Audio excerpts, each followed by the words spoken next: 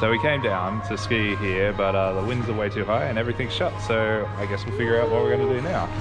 So here we are. We decided that as we couldn't go skiing, that we thought we'd actually go for a walk.